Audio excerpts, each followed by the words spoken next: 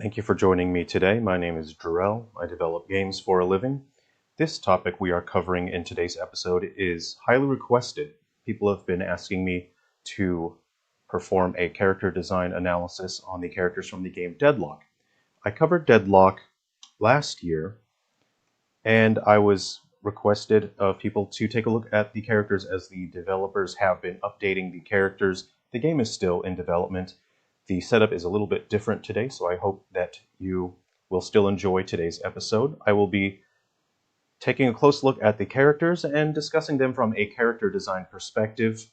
And for anyone that is interested in art and developing characters or for creating your own games, this episode is here to help you understand art better and to apply these design philosophies to your own work, or if you are just interested in games and you're interested in behind the scenes when it comes to creating characters and art, then this is also for you. So on a personal level, I just wanted to share with you something that I found that's really cool. I was shopping around the other day and I found this really cool pin here, and I really like just pins. It's nice to have a little bit of flair, as characters should have flair. But you need to take a look at what you're wearing and make sure you understand it. This one is really cool. Now, the guy that sold this to me was explaining it to me. It's for hunters, and I'm really into archery and guns and firearms and what that. And this one is really cool. It's I'm not sure if it's in focus. If not, then I'll put another shot in there. So I'm gonna, after I finish work today, I'm gonna head out to saloons and hang out with some people, and they can check out my cool new badge. This is called the DILF Hunter. And the guy that sold it to me told me that the acronym stands for Dakotas, Illinois, Louisiana, Florida. And that's a very specific, I guess, a group of hunters where they hunt in specific places and they look for specific games. So Dakotas, that covers both the North and the South, which is a 2-for-1. So yeah, Dakotas, Illinois, Louisiana, Florida hunters. And this is a really cool badge. It looks like a sheriff badge. So yeah, I'll be wearing this when I go to the saloons tonight, hang out, just chat with people, and So let's go ahead and check out the characters here. And I just, I like sharing the badges with you. The last pin that I shared was the Metroid one, which I thought was really cool. But this one's pretty neat too. This is Lady Geist, and this is a pretty neat design. We've seen Lady Geist previously, and she had less color. Now, when you are taking a look at your characters, you need to identify your primary color, your secondary color, and then you have your accent colors. You can refer to them as your tertiary colors as well. Something that some games get wrong that we've seen recently is too much detail density. More detail does not equal better. Quantity does not equal quality. And the design philosophy that I see for the Deadlock characters is such that it conveys a sense of understanding that quantity does not equal quality. Just shoving more detail onto your character does not make that character better. So the designs in Deadlock for the characters tend to be quite reserved when it comes to detail density, and I think that's quite good. This is the kind of game where there is a significant amount of movement. Characters are constantly moving about the screen. You don't really get to look at the characters stand still for all that long. And in that situation, having more detail on the character kind of turns you into a dazzle ship from World War II, where they would just paint the ships up with all kinds of odd patterns and shapes to make it hard to be tracked by the enemies when it comes to their targeting systems. Lady Geist, her primary color here is this sort of deep emerald green, which I find quite pleasant. It's quite a mellow, interesting color, but the color palettes for these characters, the color choices, are quite reserved. And I quite like that. It's easy to look at these characters. We have this sort of, and this is an article of clothing that I had looked up before and I'd already forgotten because I hadn't applied that knowledge anywhere. It's sort of like a fur shawl or a feather boa, something to that effect. But what I really like here is just this really nice asymmetrical cut on this garment here. We have the top garment that layers above that, so we don't have too many layers. In the episode where we discuss high guard, we discuss layers. How many layers do they have? Let's just go ahead and take a look at how many layers this have, but it's not just the quantity of layers, it's how you use those layers. So let's count here. And in high guard, the layers were chopped up in terms of verticality. We had layers for the top, and they were separate from the layers on the bottom of the character, and it results in a very busy, very messy look. But the layers here, in terms of design philosophy, have been considered, it seems like, for the whole character. We basically have this bottom layer here, so 1, 2, and this is technically a third layer because it's sitting above that, despite the fact that it is the same color. So that's 3, and then you have this with a nice asymmetrical splash of detail there. Basically 4 layers. Now this kind of sits above that, but because there is no base layer below that, this counts, technically that counts as that layer for that, but it counts as a second layer that's basically just 1 and 2. This is so well considered. This is a much simpler design than what we see in Highguard, and it is so much more effective for being simpler. And I'm not saying simpler as an insult, like, oh, there isn't enough. There's just enough to convey what this character is while adhering to its own base level of abstract normality. What have they normalized in terms of what is the reality for this world? And they've normalized this level of abstract normality. And it's so pleasant to see this. Now, generally, it's very unpleasant if you use colors that are similar to each other, very, very similar, that they're too similar, but they're not the same. This is a problem that we saw in Concord, and it conveyed a complete and utter lack of understanding when it comes to the use of tonal values. What we see here is this is quite deep, right? And this green here, it's an adjacent color, which in general wouldn't be very pleasant to look at, but it is a much brighter tone. So it actually works. It provides enough contrast. So if you just look at the tonal values here, you have the darkest tonal value here, and then you have what is the second darkest, which serves as a mid-tone, and then you have the character here, the skin tone, and there is asymmetry there, and you have the lightest tone here with the hair. And because this is the lightest tone, this pulls your focus up to the character. You basically want to guide the viewer through looking at the composition, and they should be, at the end of the day, the journey should end around here, which is generally where we want the focus of the viewer to be, in this area here. And they've done that well. I really like this great use of asymmetry here with this nice, great flow with the hair just there. Really, really pleasant. In the previous design, we saw this dress type garment here was a darker color. It was just black. It didn't have the green there. And it looked quite plain.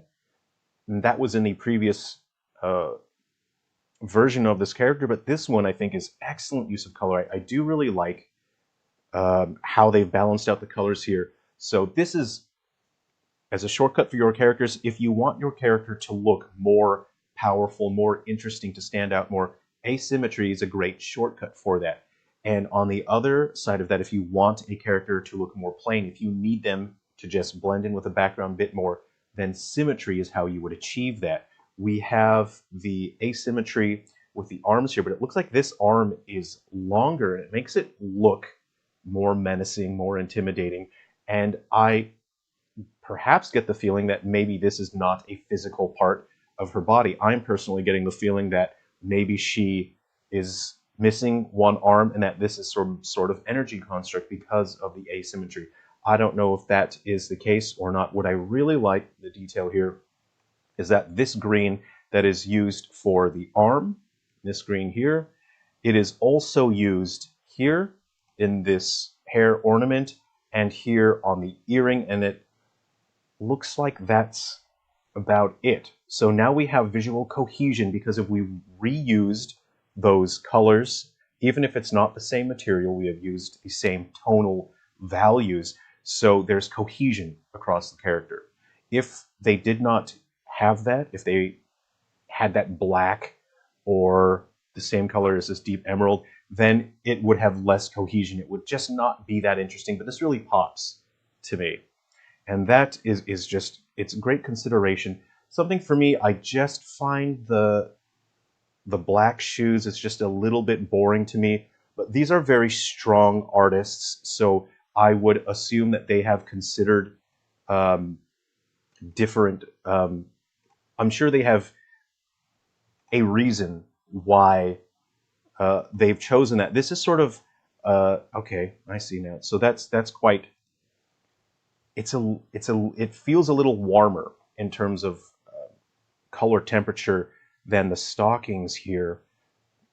This looks like it could be a little brown. We don't really know how it's going to catch the light based on this render. But what I really would like to see is for these shoes to use a different color value. And from this angle, it looks like it is actually the same as this purse here. Now that I'm looking at it from this angle, because again, materials catch light in different ways. They're expressed in different ways.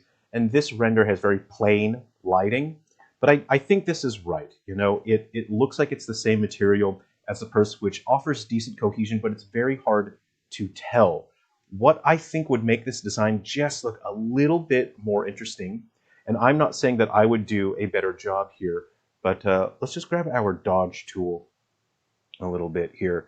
What I would like to see is for this purse and strap to match this garment here. If this garment here matched that, you know, if we sort of lightened, if we lightened that up a little bit. So let's go ahead and dodge that. So we'll just lighten that, you know, just so it matches this a little bit. And if the shoes were lighter, and so they match that as well. That's not looking right, you know. That's kind of what I would like to see personally. And you know, I'm not saying I would do a better job, but I feel like that offers just a bit more cohesion, having the shoes be a little bit brighter. You know, I think they've done a fantastic job, but if I were to be reviewing this character, or if I were to be working on this, I would just make the shoes just a little bit lighter, just to offer a little bit more tonal contrast, and to make it just make it pop a little bit more. See, I personally prefer the shoes that they pop a little bit more, because as it stands, you know, you have a look at this one, it sort of tapers out, and then the visual interest sort of bottoms out here, and it's not that interesting, which is fine. I understand that they want the interest to be towards the top of the character, but it's still good to have that level of visual cohesion. So anyway, that's the only note that I would offer in terms of, you know, if I was working on this character. But again, I'm not saying I would do a better job, but I think they've done an excellent job here. So that is Lady Geist. Very cool character. I do like this. Oh, she got power hand here. Okay, yeah, neato. Let's go ahead and take a look at Warden.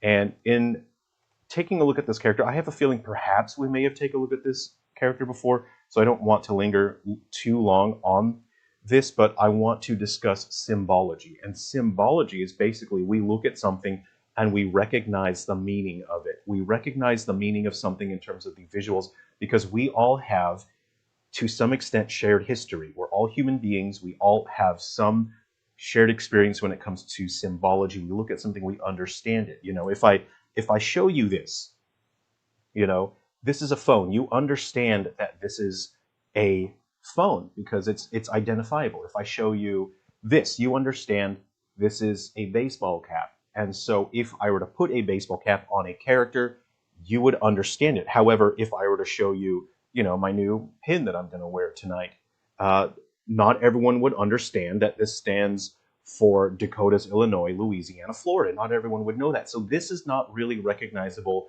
symbology. And it's important to consider that when you are designing your characters.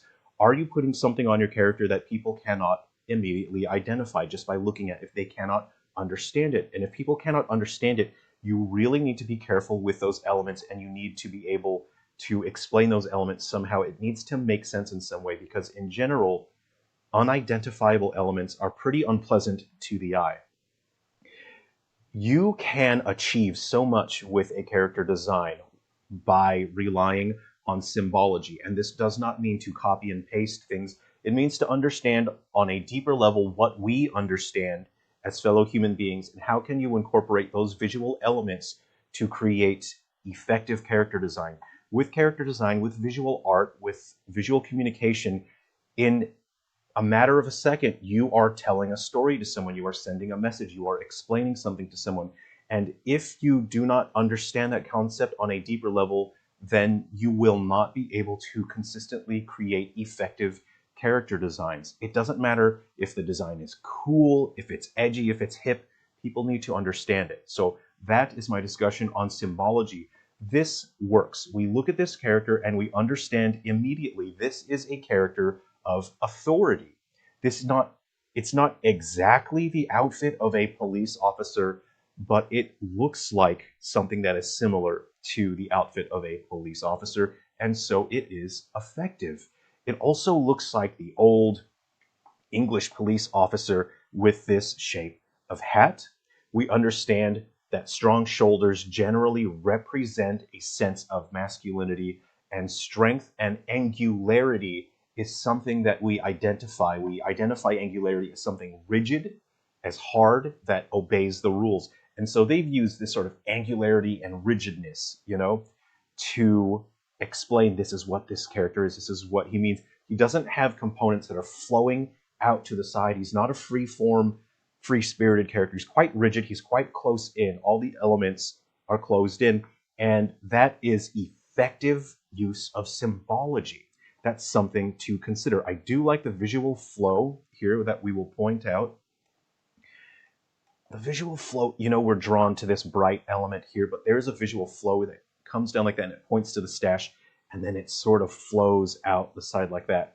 And that is just, it's neat. It's interesting. It's cool use of visual elements to create a flow.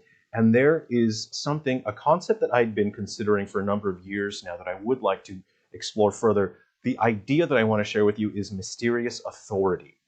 When you see a character with a mask, you are more likely to kind of trust that character and just believe what that character says because there's mystery to them. And there's something about our brains where if we don't fully connect with something on a human level, we tend to view it as an authority figure.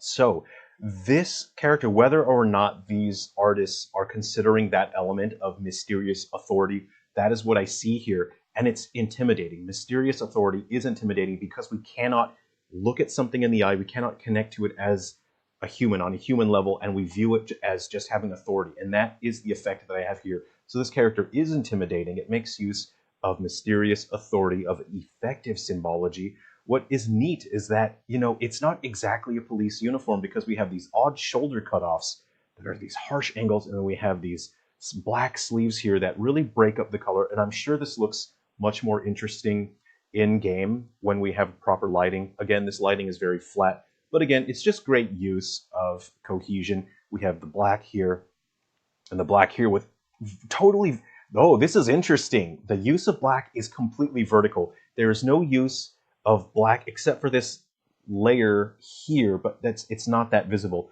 All of the black is totally vertical. That's neat. Interesting to consider. These artists tend to be quite reserved around the hip area here, the legs and the hips, which if we take a look at Highguard is the exact opposite design philosophy. It's very busy. In Highguard, they tried very hard to keep stacking on more and more and more details there. The use of materials is very good here. We have metal, so let's go ahead and identify where the metal is used here, here, here. Again, asymmetry makes characters just look interesting and powerful. It's probably, that's metal, metal, metal, metal, metal, metal, metal, metal. Here, there's metal behind those badges, and here.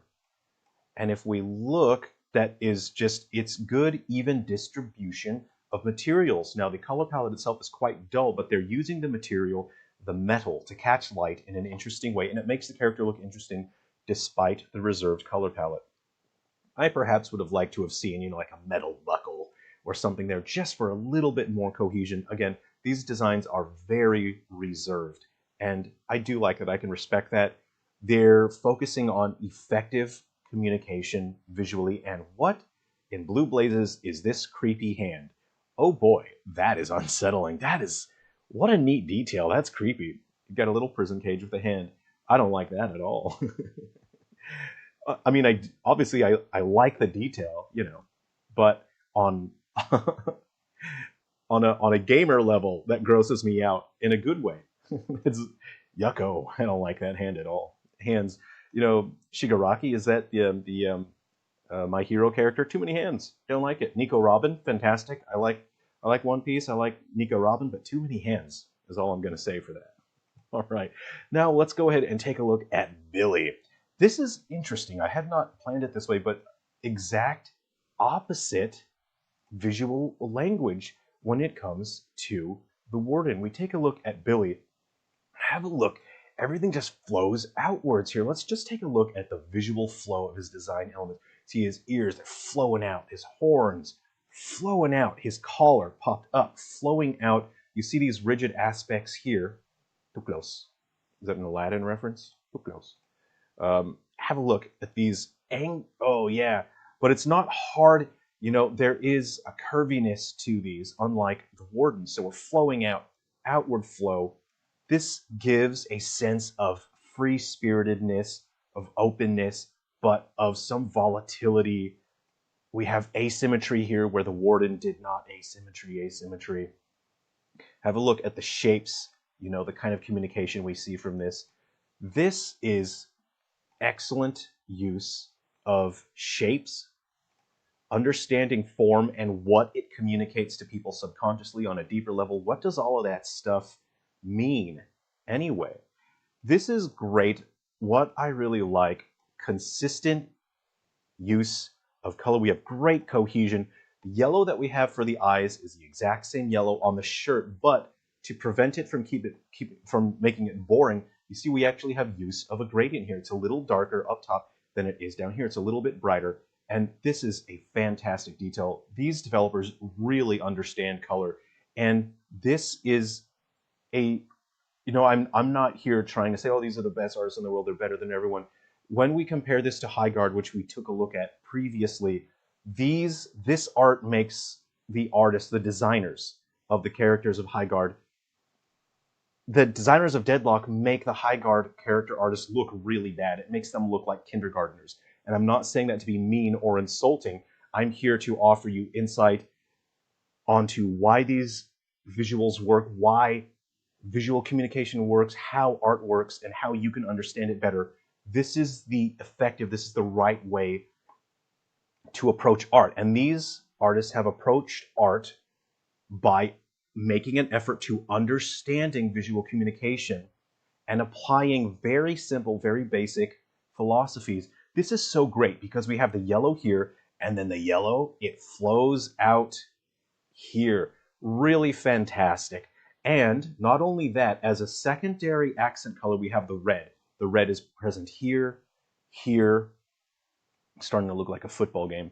The red is present here, here. It's a secondary accent color. And then that red is paired on the suspenders here. So it's paired with the yellow. Excellent cohesion. Fantastic work on that. Look at the asymmetry here. We have a padlock there. We have, I don't know, maybe a handcuff or something there. Really great details on that. We have the red, but it's subdued a little bit more with the vertical stripes there. And then we break that red up with a border trim there with sort of a blue, right? And that blue doesn't really seem to be present anywhere else, but it is, oh, check it out. It's similar color there. So we have some asymmetry, but it is present enough has enough presence on its own, and there's a little bit of cohesive use there, cohesive distribution. And we know what this is, right? Because we look at it, we visually identify it. There is internal logic. We see that. It is suspenders. We know what that is. Unlike Highguard, there's so many visual elements where we look at it and we think, what is that? What are we looking at?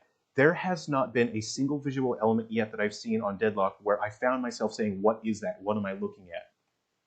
And if your viewer says, what am I looking at?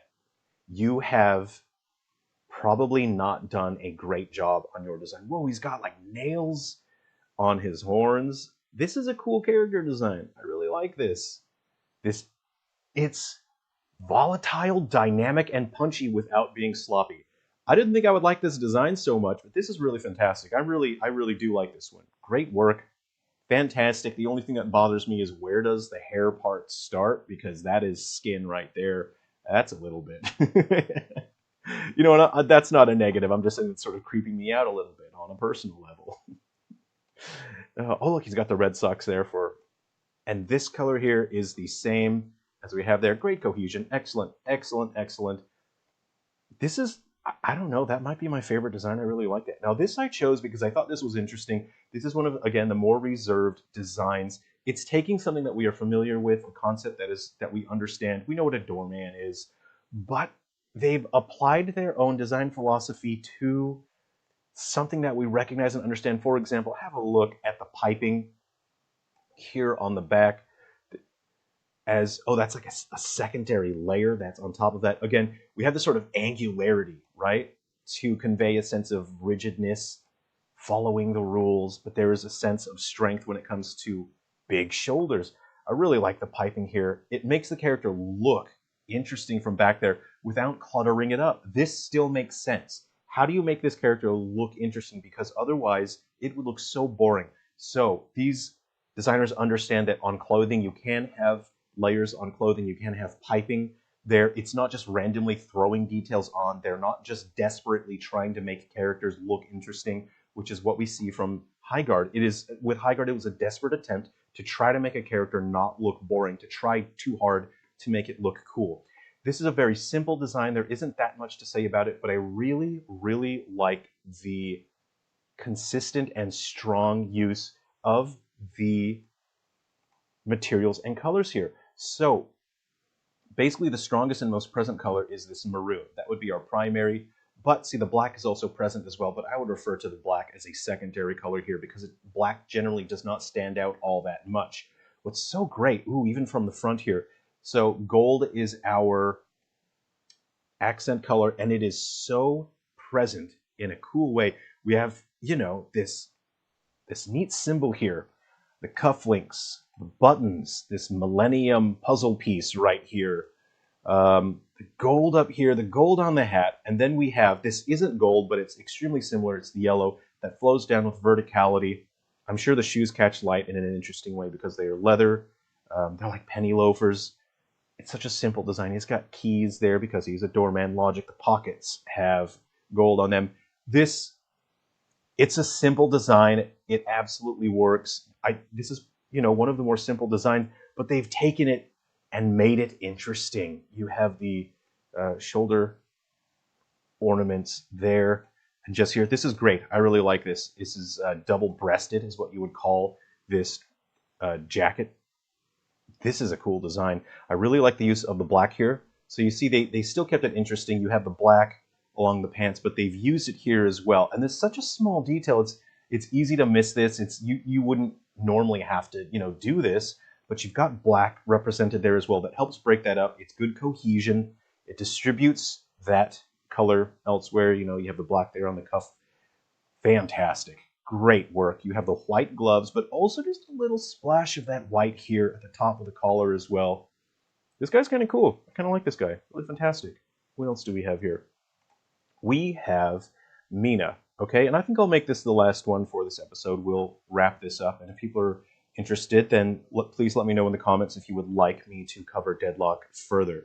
This is interesting. I had not taken a look at this further before. This is really, really neat. Have a look at this. There is a gradient to this character, and this is something that's quite uncommon when it comes to Deadlock, is the use of patterned materials. We have a herringbone, like a large, almost checkerboard, but it's a herringbone material on that coat. Very nice, and I do like the asymmetry on the sash here, but the sash shares the same outward flowing angularity, but it's not the same kind of angularity as we see on the warden. You know, that really helps this design look interesting. We have the sash that comes around here, but the sash, it may just be the lighting. I would personally like to see the sash just be a little bit darker because I think it's just, this is flat lighting. I think in game it does look more interesting. Very cool here. It looks like you can kind of see underneath some kind of corset or something like that. Now let's have a look. We have red eyes. The red is represented here, also in the purse, which sort of has like this bat wing motif to it. Red on the gloves and red on the inside of the, you could call it a skirt, but it's really the inside of the jacket. That's all just the jacket, and it flows outwards. What a cool shape for the jacket. I really like that. We have a little bit of asymmetry with the garter here on the leg. Only the one garter. It's cool to have a little bit of asymmetry just to make things look interesting. We have the stockings and the shoes here. Very consistent and identifiable design philosophy, because the shoes of these characters, they tend to be the same as the pants or the stocking, and they blend in a little bit. And I would personally like to see we have a little bit of blue here. I think that looks interesting. I think if the shoes were the same color as the red or the blue here, I would really like it. I'm not saying that I would do a better job. That's just how I personally would have done it. It's just personal preference. This is great just as it is. But let's just go ahead and grab the shoes here. But see, I wouldn't recommend they do this, because now if they were to do this, then it is inconsistent with the rest of their design philosophy for all of their other character designs. So I'm not saying they should do this, but I'm just going to do it just so we can see what it looks like, you know. And that's, I'll just have to dodge that a little bit to make it brighter. So let's go ahead and dodge it. And this is, it's a good exercise. You can do this yourself. You know, when you see character designs, if you feel like something is off, bring it into a photo editing program and just adjust things around until you feel like you like the design better. You know, there's nothing wrong with doing that. It's just an exercise that you can do while you're working on your art. And it helps you understand how art works and how to apply those concepts to your own work. You know, I wouldn't necessarily say this is better, but I personally prefer this. I prefer the red shoes because it offers more cohesion for the character. All of the red is distributed up here, and then it just feels like this area is now devoid of detailed density. So there's, yeah, it's just the distribution of detailed density. I personally prefer this look here, but I think it's fine the way it is. You know, I think these are great designs. It's so cool watching that jacket flow out the back. I'm sure this looks great in motion. Anyway, I have really enjoyed taking a look at these characters, and thank you very much for making this request. This is requested by you guys. If there's anything else you would like me to take a look at, please let me know. I will put on my DILF Hunter badge. I think people are really going to like that. I think those are great states: Dakotas, Illinois, Louisiana, Florida. And I'm into, you know, firearms and hunting and bows and everything. So, yeah. Take care, everyone. Thank you very much for spending some time with me today. If there are any other requests, please let me know. Have a great day.